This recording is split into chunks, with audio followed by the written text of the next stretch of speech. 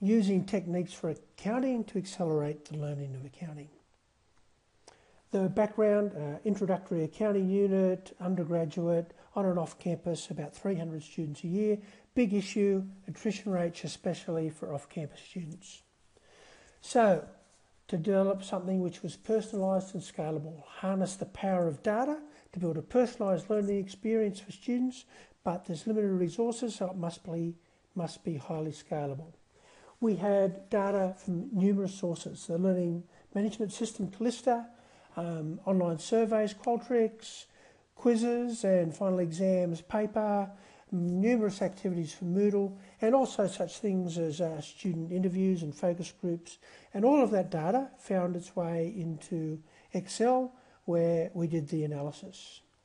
And from that analysis, we could have two types of interventions. We'd find things, and we could have global interventions or personalised interventions. Global interventions were a change for the unit as a whole. Here is one example of a global intervention. It's based purely on the results of assessment tasks.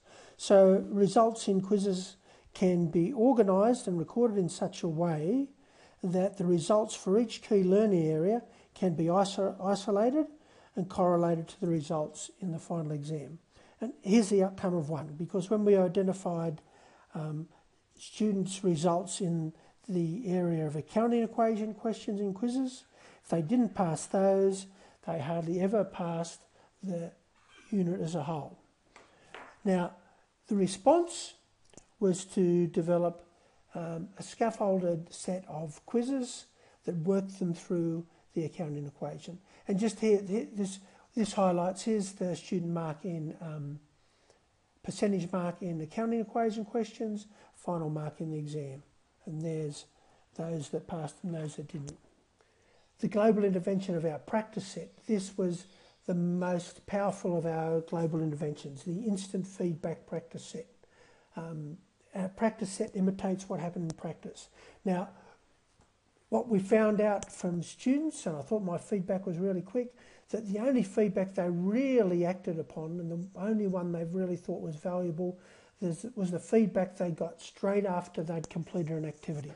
So, in response to that, we developed this practice set, which gave them feedback and marked their scores. So the cells will go green when they get a correct entry, and then at the top there is the progress report. So for the practice set as a whole, and also for this particular worksheet.